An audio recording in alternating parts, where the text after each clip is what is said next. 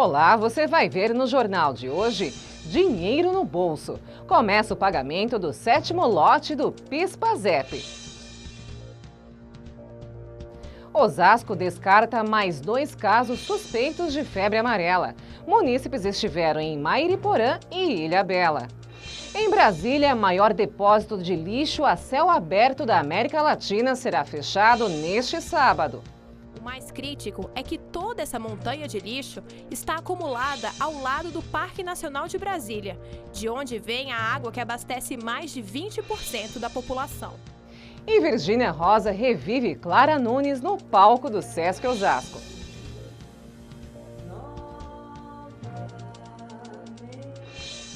É agora no Câmara Notícias.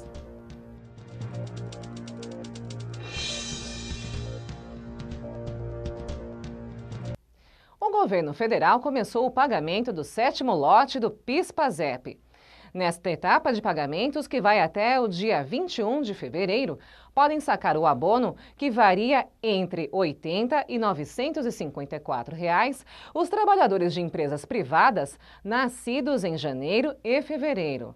Para servidores públicos, o pagamento será feito para quem tem final 5 no número de inscrição do PASEP. Para ter direito a sacar o dinheiro, o trabalhador precisa, entre outros requisitos, ter sido empregado com carteira assinada por pelo menos 30 dias em 2016 e ter ganhado, em média, 2 salários mínimos. Para saber se você tem direito, acesse o site caixa.gov.br/PIS. E nesta quarta-feira, aqui em Osasco, o secretário municipal de saúde, José Carlos Vido, descartou o 2º caso suspeito de febre amarela.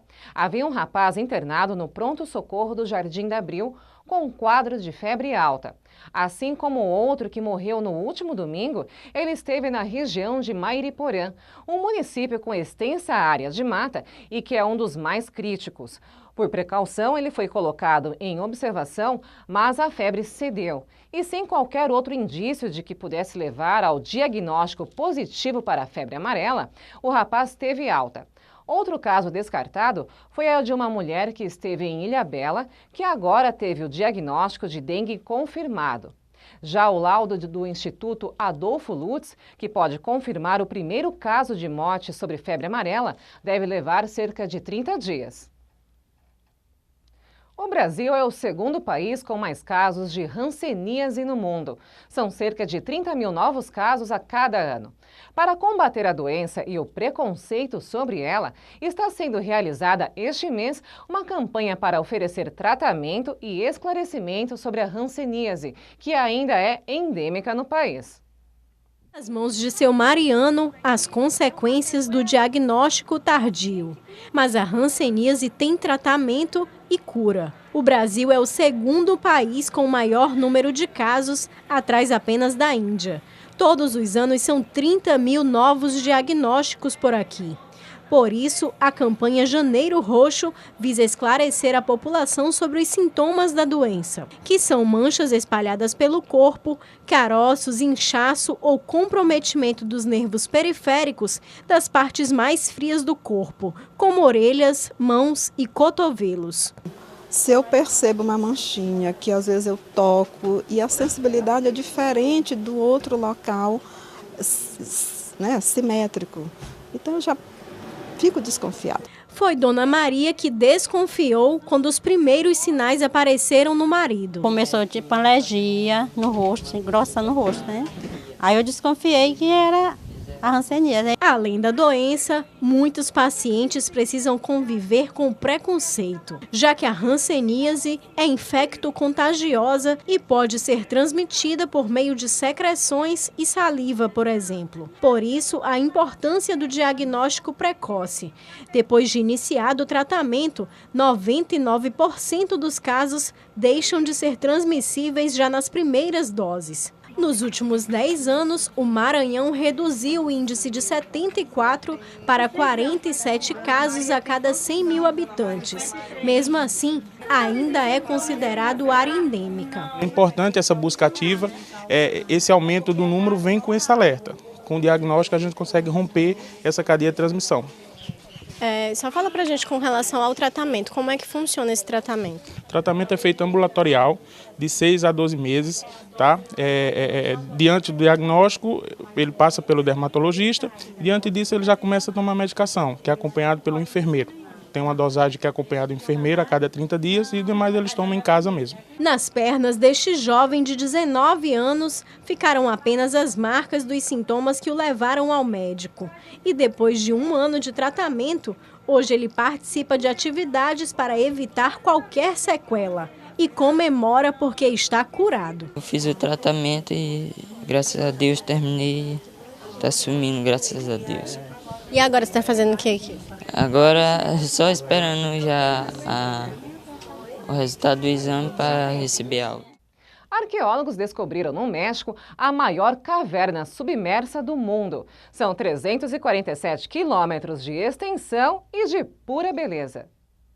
A descoberta aconteceu depois que mergulhadores encontraram uma ligação direta entre 2 cavernas subaquáticas na península de Yucatán, leste do México. Uma delas, a Saquactum, já era considerada a maior do mundo. A rede de formações submersas do chamado Grande Aquífero Maia reúne mais de 200 cavernas que proporcionam um cenário único. Os cientistas que estudam o local esperam descobrir mais sobre a civilização maia. As cidades maias utilizavam poços ligados às cavernas, onde eram depositados ossadas e artefatos funerários. Todo mundo sabe que a internet é cada vez mais indispensável para o conhecimento, mas muitos centros de cultura no país, como museus e bibliotecas, ainda usam pouco essa ferramenta. A necessidade de uma maior difusão de conteúdos culturais pela rede é uma das conclusões de um levantamento divulgado nesta quarta-feira pelo Comitê Gestor da Internet no Brasil. Dentro dessas caixas tem muita história, tem informações da época da ditadura militar e até do período colonial.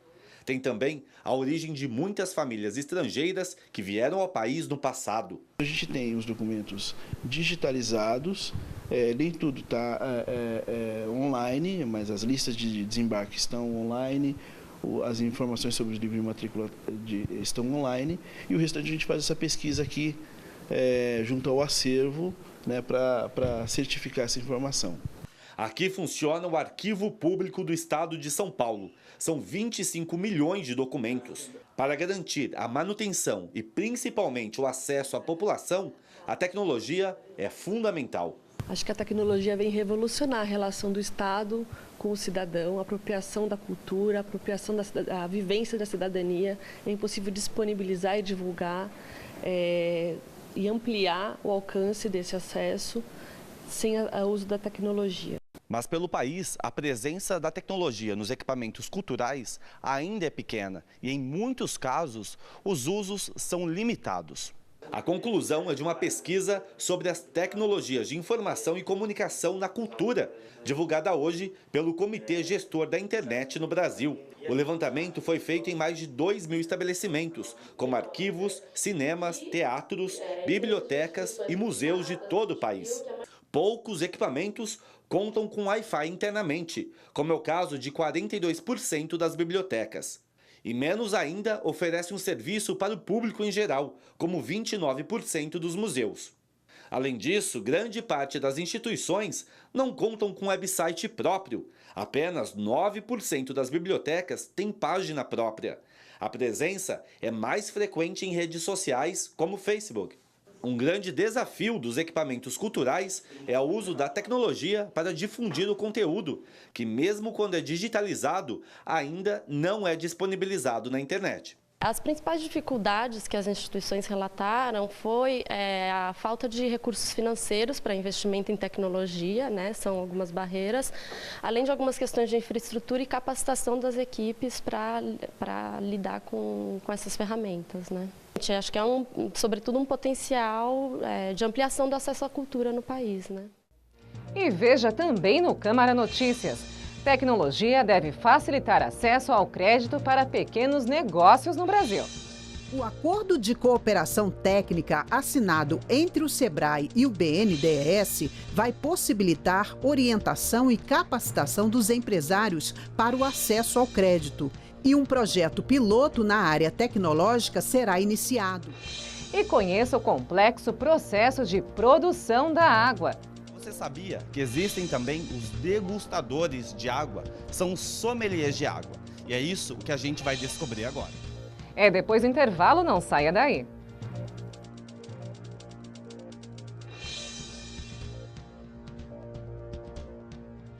Quem doa sangue regularmente pode estar ajudando uma pessoa que nunca viu na vida.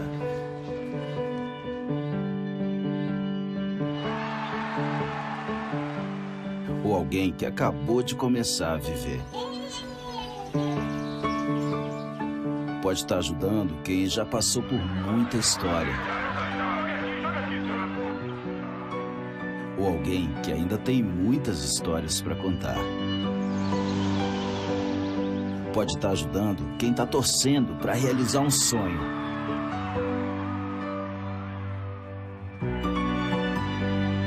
Ou alguém que está torcendo para ser ajudado. Quem doa sangue regularmente pode até não saber quem está ajudando, mas sabe que está ajudando muita gente. Ministério da Saúde, Governo Federal.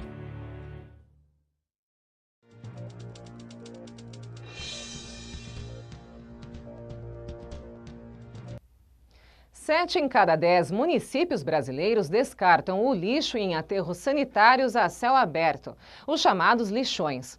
E nem a capital do Brasil dá o exemplo. Brasília abriga o segundo maior lixão do mundo. O governo do Distrito Federal marcou agora para sábado o fechamento do local. O lixão da Estrutural, na minha opinião, é a maior vergonha ambiental, sanitária e social do Distrito Federal. Até onde a vista alcança é um mar de lixo a céu aberto. Abaixo de onde se pisa, são mais 52 metros de lixo aterrados. Todos os dias, cerca de 1.800 toneladas de rejeitos são despejados aqui no lixão da Estrutural. Tem sido assim desde a década de 60. Mas agora, isso pode estar chegando ao fim. Dou tchau. Por quê? Porque a gente fica se matando aqui, ó. Eu entrei aqui jovem, bem bonitona, como é que eu tô hoje? Acabada, triste. Dor nas pernas, não aguento mais andar desse lixo não, moço. Não aguento mais andar nesse lixão. O lixão de Brasília é o maior da América Latina e o segundo maior do mundo. E está no centro do poder. Só 18 quilômetros separam a entrada do lixão do Palácio do Planalto. O mais crítico é que toda essa montanha de lixo está acumulada ao lado do Parque Nacional de Brasília, de onde vem a água que abastece mais de 20% da população. Mais de 700 mil pessoas bebem da água que vem de dentro do Parque Nacional de Brasília. Não tem cabimento colado no Parque Nacional de Brasília até uma atividade como o lixão da Estrutural, que degrada tremendamente o parque do ponto de vista ambiental. O fechamento do lixão já se arrasta há anos. O prazo estipulado pela Política Nacional de Resíduos Sólidos termina em julho. O governo de Brasília anunciou que a desativação seria em outubro do ano passado, mas acabou adiando para 20 de janeiro. Eu pago para ver, só depois do dia 20. Se não fechar até o dia 20, aí eu já não acredito mais não. Há um problema muito sério que sempre travou o fechamento do lixão da Estrutural. O que vai acontecer com os quase 2.000 catadores de materiais recicláveis que trabalham aqui todos os dias. O governo de Brasília assegurou que só iria fechar o lixão depois de abrir galpões para a triagem de lixo. Os catadores fariam a separação do material reciclável nesses locais. Quem estiver trabalhando nesses espaços também vai receber R$ 360 para complementar a renda.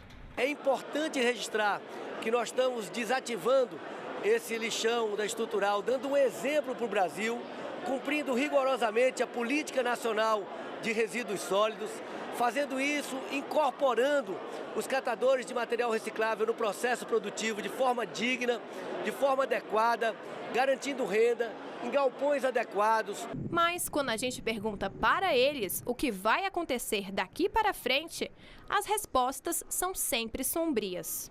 Pelo total de gente que tem aqui, se fizer 10 galpões, não cabe ninguém. Vai ficar muita gente de fora. Entendeu? Vai ficar muita gente de fora mesmo, porque tem 2.000 e tantas pessoas aqui dentro. E aí? Eu não quero ir para galpão porque é muito longe. A gente não tem condições de pagar passagem. Se paga passagem, não tem comida para comer. Então, a melhor coisa que a gente faz, eu não sei. Eu não sei o que será de nós. O SEBRAE e o BNDES assinaram um acordo de cooperação para facilitar o acesso ao crédito para 280 mil pequenos negócios. A parceria pretende reduzir a burocracia e oferecer as melhores taxas com o auxílio de ferramentas tecnológicas. Seja uma loja de roupas, seja um pequeno cabeleireiro, em qualquer esquina do país, lá estão eles, os pequenos negócios movimentando a economia brasileira. Em números, as micro e pequenas empresas são mais de 12 milhões em todo o país. Reconhecemos que as micro e pequenas empresas foram protagonistas, como muito bem colocado, na retomada do crescimento do Brasil, que já é sentida por todos. Em 2016, um estudo do SEBRAE mostrou que 22% desse total não estava utilizando financiamento algum. A boa notícia é que para 2018, um crédito de 6 bilhões de reais vai estar disponível para beneficiar até 280 mil empresas. O governo quer ampliar ainda mais o acesso dos empresários de pequenos negócios aos recursos do BNDES. O desafio é fazer com que esses recursos cheguem aos empresários. Para isso, vai se valer da parceria e da tecnologia. O acordo de cooperação técnica assinado entre o SEBRAE e o BNDES vai possibilitar orientação e capacitação dos empresários para o acesso ao crédito. E um projeto piloto na área tecnológica será iniciado. O BNDES abriu chamada para que jovens empreendedores da área de tecnologia se apresentem com ideias que possam ampliar, simplificar e agilizar o crédito. É uma tentativa de mapear as possibilidades com o uso da tecnologia, né? Chamar a capacidade intelectual do país, né? Da garotada que faz, paradoxalmente, são micro e pequenas empresas de base tecnológica que podem ajudar o crédito a chegar a micro e pequenas empresas de bases não tecnológicas. As ações vão fazer parte da plataforma do Canal do Desenvolvedor da Pequena e Microempresa. O canal, que entrou em funcionamento no ano passado, já realizou mais de 28 mil solicitações de financiamento, a maioria no setor de comércio e serviços. O retorno do crédito e da intenção do crédito a um custo decente, compatível, agora com a queda da inflação, a queda das taxas de juros, nós fazemos a queda da taxa de juros chegar na ponta, através da diminuição do spread, que é aquilo que se cobra entre a taxa básica e a taxa que chega na ponta. Então você tem que reduzir custo administrativo e tem que reduzir principalmente o risco. O Brasil tem a maior reserva de água doce do mundo. Até por isso, consumir água por aqui é relativamente barato para o consumidor em relação a outros países do mundo. Mas o processo para levar água limpa para as torneiras de milhões de brasileiros é longo e ainda assim é caro. É o que você vai ver na série especial da TV Brasil, Água, um bem valioso. Quando a sede bate, não tem nada melhor que água. Todo dia, sempre refrescando aí o bebedouro do parque, né? Toma muita água? Muita água e sempre se molhando. Mas o caminho para a água chegar às torneiras é longo.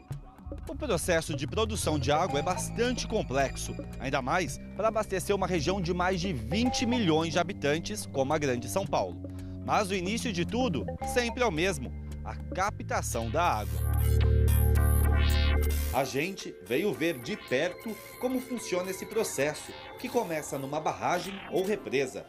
Esta é a Paiva Castro, um reservatório do sistema Cantareira, um dos maiores do país.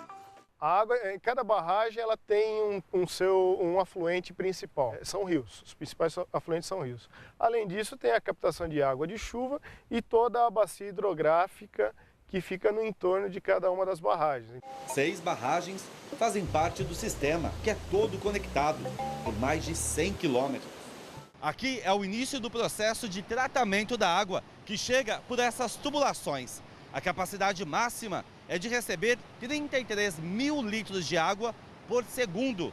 Ao longo do tratamento, vários produtos químicos são usados para separar a sujeira do líquido, até chegar ao cloro, que mata todos os micro-organismos que podem causar doenças. Por fim, a água é filtrada e o flúor é adicionado. Nós atendemos um padrão de potabilidade, o Ministério da Saúde, que é a portaria. A água tem que ter, no máximo, tanto de turbidez, no máximo tanto de bactérias ou bichinhos, organismos, né? Tudo limites, né? Mais do que isso é não potável, não pode ir. Abaixo disso é aceitável, tanto de manganês, tanto de... é isso. Você já deve ter ouvido falar em sommelier de vinho. São aquelas pessoas que experimentam os mais diferentes tipos da bebida para identificar aromas, sabores. Pois bem, agora você sabia que existem também os degustadores de água? São os sommeliers de água. E é isso que a gente vai descobrir agora. Eles cheiram, provam, muitas vezes. São funcionários da Companhia de Água do Estado de São Paulo. Trabalham na última etapa do processo de tratamento da água. Você tem que ter um olfato, um paladar apurados ali, né? Sim, sim. Isso você tem através de um treinamento e também vai depender da sua sensibilidade também. Os painelistas, como são chamados, testam tanto a água bruta quanto a que chega na torneira da população. Ele percebe os limiares de gosto e odor que estão na água. E isso antecipa uma possível reclamação do cliente.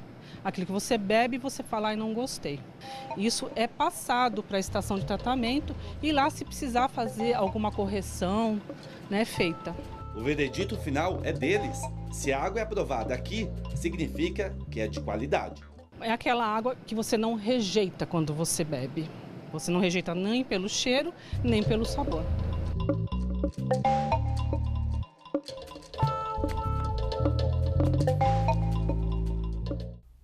E daqui a pouco você vai ver uma dica de férias na capital paulista, o Museu de Anatomia Humana.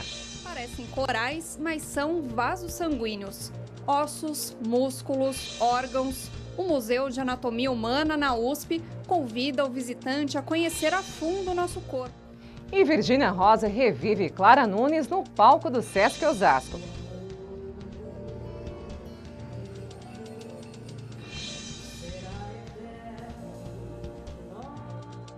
A gente volta já, não perca!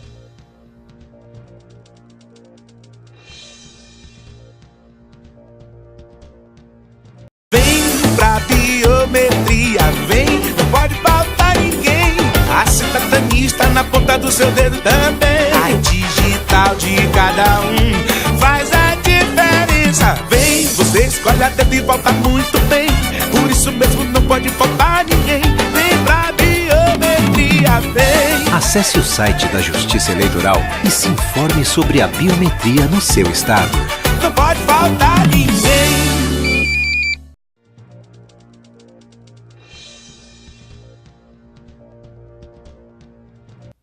Quem precisa passar pelo tratamento da quimioterapia costuma sofrer com os intensos efeitos colaterais.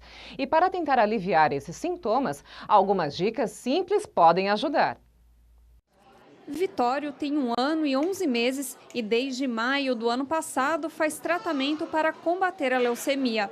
Ele está na reta final da quimioterapia e sofreu com um dos efeitos colaterais mais comuns, o enjoo. A gente dava bastante água de coco para ele, de preferência coco natural, não aquelas que a gente compra em supermercado, né? Mas se não tiver como, pode ser essa de supermercado mesmo. E brincar bastante com ele, distraí-lo. Muitos pacientes passam mal durante a quimioterapia porque o remédio não ataca só as células cancerígenas, também ataca as células boas do corpo. Mas alguns truques simples podem ajudar bastante.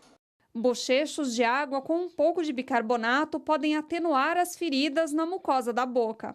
Compressas mornas hidratam as veias. Sucos, frutas e iogurtes ajudam a diminuir o enjoo.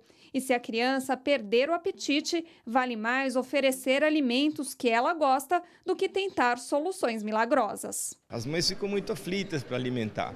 Então, ou força, ou usa algumas receitas, assim, que uns negócios são terríveis.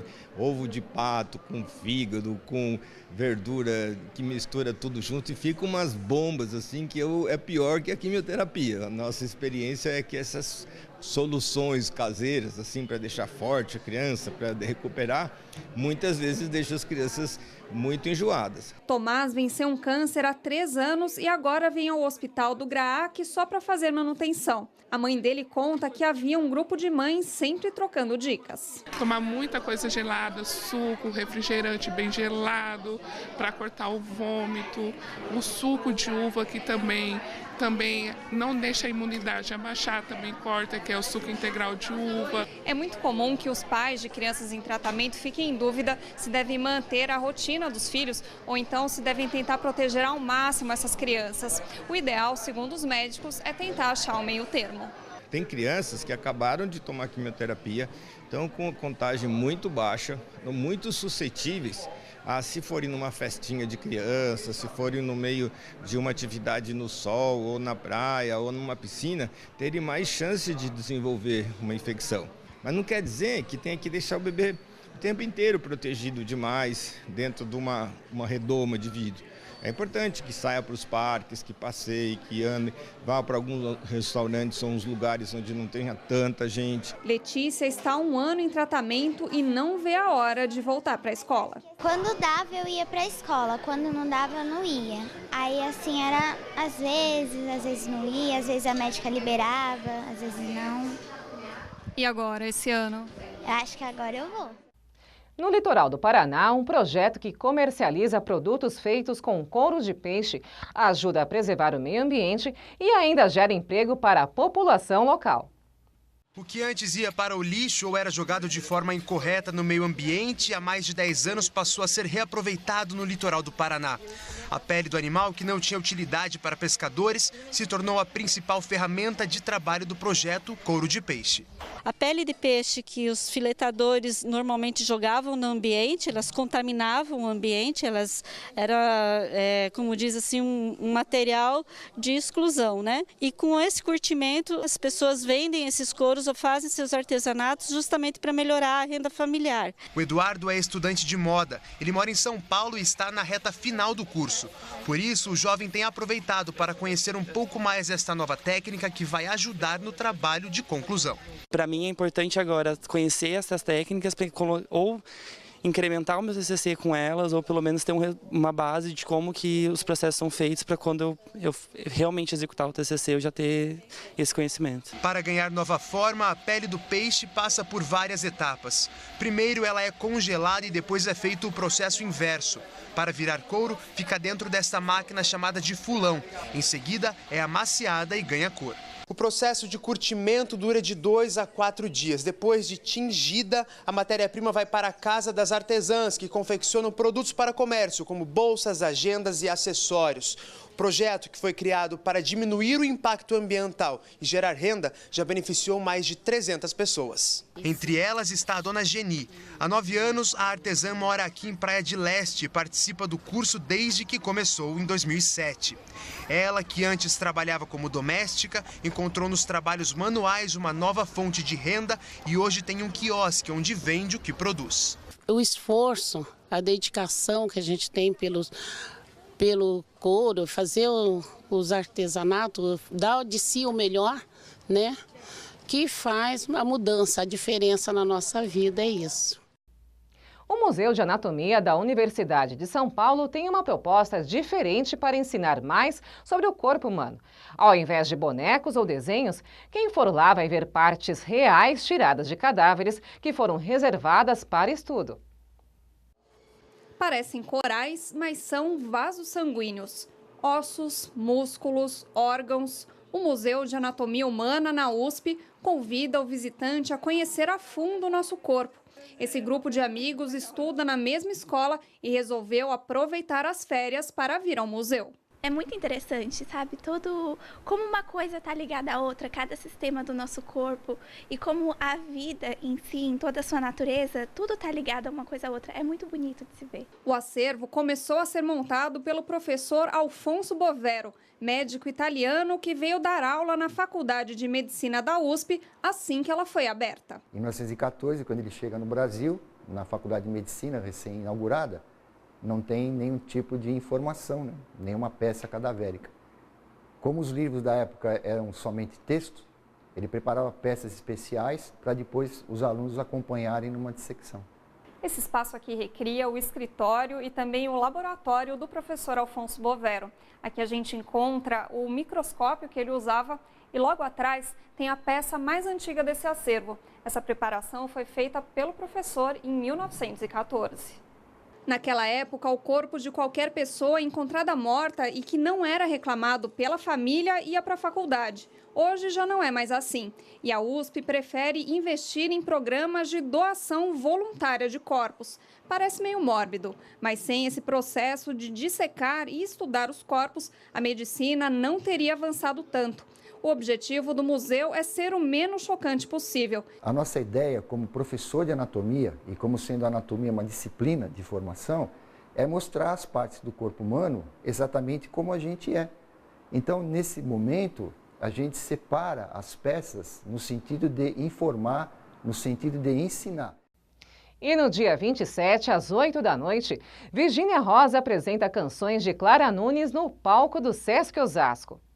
No show, Virgínia traz canções do álbum que ela gravou em 2015, homenageando Clara por meio do resgate de seus principais sucessos, que, ao contrário do que muita gente pensa, vai muito além dos sambas.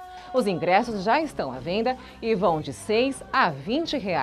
O Sesc Osasco fica na Avenida Esporte Clube Corinthians Paulista, 1300, no Jardim das Flores.